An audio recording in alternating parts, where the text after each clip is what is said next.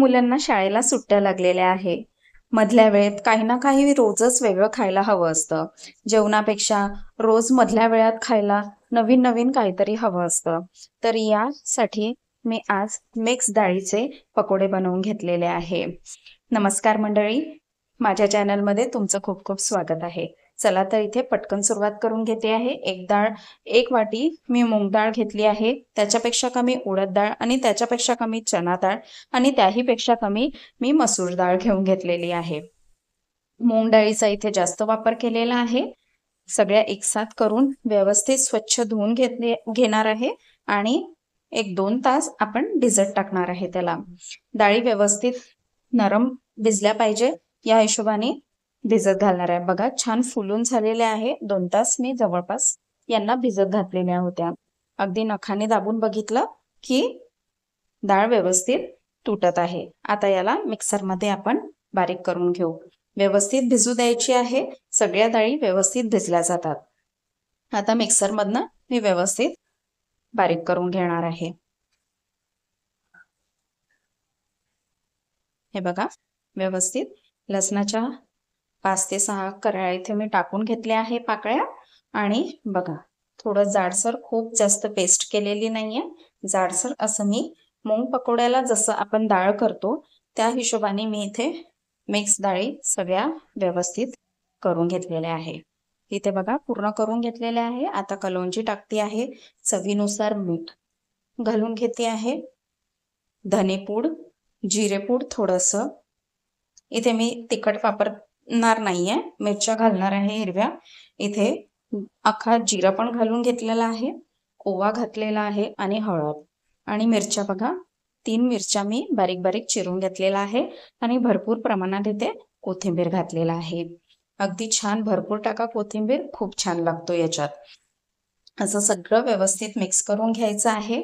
अजिबात भिजवा. आता इथे आपल्याला मिक्स केल्यानंतर लगेच पकोडे करून घ्यायचे आहे, कारण बघा इथे उडदाची डाळ वापरलेली आहे. उडदाची डाळ जर जास्त वेळ पेस्ट केल्यानंतर तुम्ही ठेवली ना तर तेल खूप जास्त शोषून घेणार, तेलकट होतील आहे पकोडे. त्यामुळे इथे भिजल्यानंतर जेव्हा आपण पेस्ट करतो लगेच तिला आपल्याला रेडी करून आपल्याला तळायला घ्यायचे आहे. बघा व्यवस्थित मी सगळं इथे मिक्स करून घेतलं आहे, व्यवस्थित बाइंडिंग येते आहे.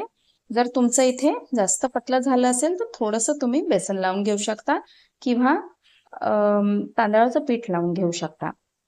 बघा तेल ठेवलेलं होतं मी आधीच आणि इथे आता छोटे छोटे पकोडे घालून घेते आहे. तुम्हाला इथे कांद्यांचा वापर करायचा असेल तर करून घेऊ शकता, पण कांदे वापरले की ते क्रिस्पी लागत नाही. गरम असेपर्यंत क्रिस्पी लागतात पण मग थोड्या वेळाने ते नरम पडतात. त्यामुळे मी इथे कांद्याचा वापर न करता इथे मी साधेच आपले मसाले घालून सगळं करून घेते आहे.